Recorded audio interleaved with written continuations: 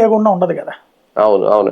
కానీ ఒకటి సార్, నిజంగా వైసీపీ విషయంలో అంటే ఈ యాప్ ఇవన్నీ పక్కన పెడితే గ్యాప్ పెంచుకున్నారు, అది నేరుగా వెళ్తే అవుతుందా, లేదంటే ఇది ఇలాగే వెళ్తారా? ఇక ఎవడేం చేయలేడండి. ఇప్పుడు ఎట్లా ఉంటదంటే గ్యాప్ అంటే రోజు వచ్చి కార్యకర్తల మధ్యలో కూర్చుని భోజనం చేయలేడు కదా.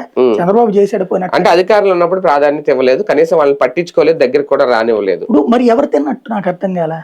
అధికారులు ఉన్నప్పుడు ప్రయారిటీ ఇవ్వలేదు. మరి ఇప్పుడు వీళ్ళు పెడుతున్న కేసులన్నీ ఏంటి? ఇప్పుడు ఉపాధి హామీ బిల్లులు ఆపారట నిన్న. ఎవడు బిల్లులు ఆపినట్టు? వీళ్ళ కార్యకర్తలే కదా.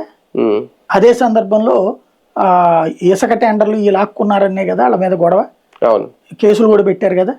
ఈ ప్రభుత్వం వచ్చాక కూడా కేసులు పెట్టింది కదా. అట్లాగే దాని పేరేంటిది, ఇళ్లకి సంబంధించి భూములు తిన్నారు, తక్కువ రేటుకి కొని ఎక్కువ రేటుకి ప్రభుత్వానికి అమ్మారు, డబ్బులు సంపాదించుకున్నారు. మరి ఎవరు తిన్నారు ఈ డబ్బులన్నీ బేసిక్ గా? అట్లాగే నాడు నేడు స్కూళ్ళకి సంబంధించిన కాంట్రాక్ట్ వర్క్స్ ఎవరు పనిచేశారు? నీ దగ్గర 1000 మంది కార్యకర్తలు ఉన్నారు, నువ్వు 10 మందికే ఇవ్వగలవు, మాక్సిమం 25 మందికి ఇవ్వగలవు, 50 మందికి ఇవ్వగలవు. అందరినీ ఏడ సంతృప్తి పరుస్తున్నావు? అందరికి పనులు అంటే ఎక్కడి నుంచి వస్తాయి? అసంతృప్తి అది కాదు. ఇప్పుడు మద్యం వీళ్ళు ఇచ్చినట్టు బెల్ట్ షాపులు ఇచ్చేయాలి, వీళ్ళు ఇచ్చినట్టు మట్టి కాంట్రాక్ట్లు ఇవి. కానీ ఇప్పుడు వీళ్ళకి కూడా సమస్య వస్తుంది కదా. ఇప్పుడు ఏమన్నా కార్యకర్తకి ఇస్తున్నారా ఏంది? నాయకులు ఎమ్మెల్యే లెవెల్లో తింటారు, ఆ ఎమ్మెల్యేలు కార్యకర్తలకు పెడతారు. ఇప్పుడు ఏదో